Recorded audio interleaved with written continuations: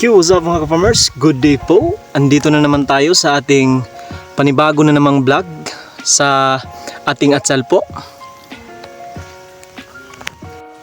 Mga ka-farmers, ito po yung second fruiting po ng ating atsal farming.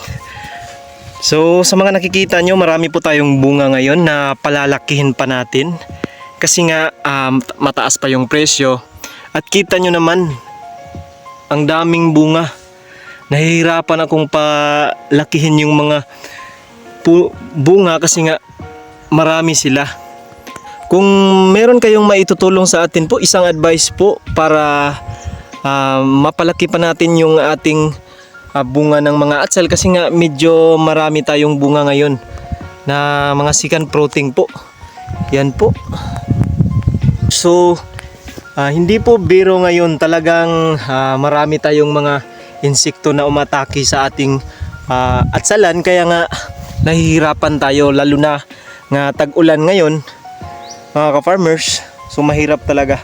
Yan o, kitang kita sa malayuan po yung mga bunga ng ating atsal mga ka-farmers. So kung may maitutulong kayo sa akin, isang advice po, kung anong ginagamit nyo pampalaki ng bunga sa ganito karami na bunga. Yan po mga ka-farmers, hindi po biro yan mga ka-farmers, no? Aalagaan pa natin to para tayo'y makabili pa ng mga panibagong medisina natin, kasi nauubos na yung medisina natin na ina-apply dito. Kasi nga maulan, tas kailangan na mas espiso talaga yung spray natin ngayon, kasi nga alam nyo na, second fruiting na medyo marami na pong mga insekto na dito sa ating tanim. Katulad nito, isa ito sa mahirap puksain pag tag-ulan, nitong mga blight na ito. At saka bacterial wilt po. Yan po ang nagpapahirap sa ating mga kapatid na farmers. So ito yun mga ka-farmers, oh. Kita nyo naman yung bunga niya mga ka-farmers. Napakarami ng bunga ngayon, kaya nga inaalagaan natin ng maayos mga ka-farmers, no? Every 2 days po akong nagdi-drenching nito para lumaki yung mga bunga nila. Nagdrench ako ng Yara Winner at saka complete. Nag-a-apply rin ako ng foliar fertilizer para lumaki yung mga bunga ng ating mga atsal mga ka-farmers. Kasi nga mahirap tong palakihin kasi maraming bunga po. Kakatapos lang po ng ulan dito mga ka-farmers, so ito po yung mga sakit, oh. Ito po yung mga sakit mga ka-farmers. Oh, ito po mga ka-farmers, oh. Marami pa talagang bunga mga ka-farmers. Hindi natin akalain na dadami ang bunga nito mga ka-farmers. Kahit maulan dito sa atin ay ganito siya. Lumalaki, marami pa ring bunga at hindi masyadong lumalaki mga ka-farmers. So ito mga ka-farmers, sa malakas pa yung hangin nung unang araw, kasi kaya nga nababali yung ating mga puno nung isang araw.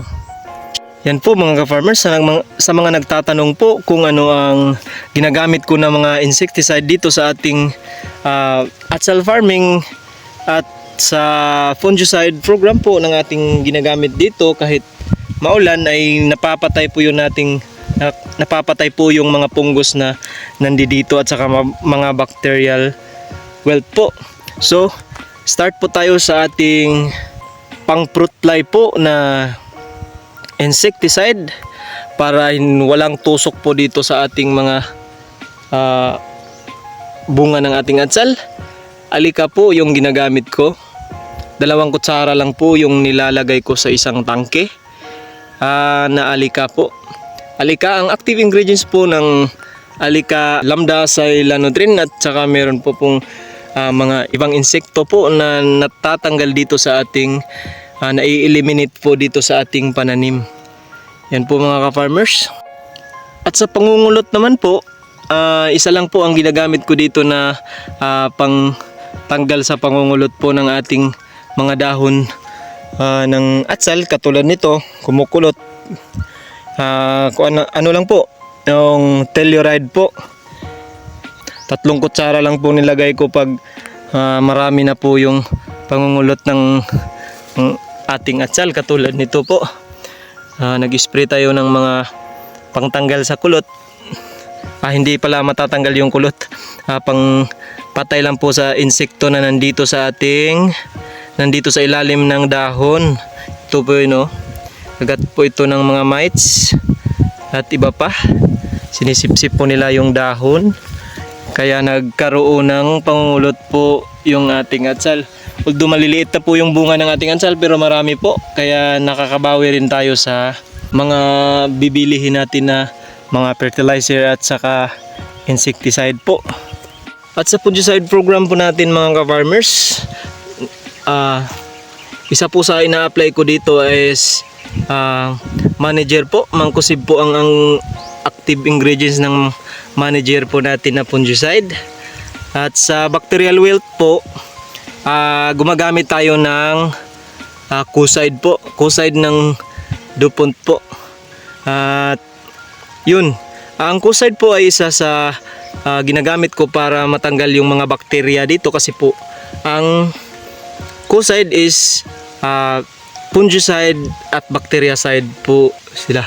Ito po yung although hindi naman natin lahat mapapatay kasi nga hindi matatamaan at saka parating umuulan, ito po yung sakit na mahirapan tayo ng puksain pag parating tag-ulan po. So every week pala ako, sa every week po, twice a week akong nag-apply ng abono po.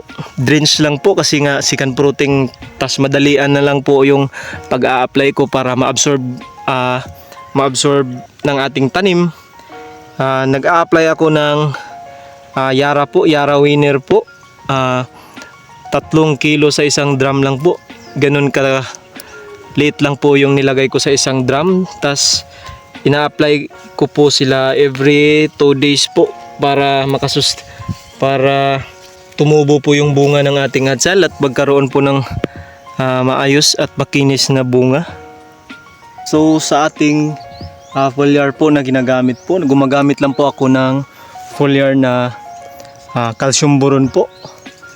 At super harvest lang po yung ginagamit ko ng foliar. Dalawa lang po, calcium boron at saka super harvest po mga ka-farmers. At sa mga expert po, paki-comment na lang po kung anong kulang sa farm na insecticide, fungicide o ano pang fertilizer. Yan guys, salamat sa panonood and see you on our next vlog.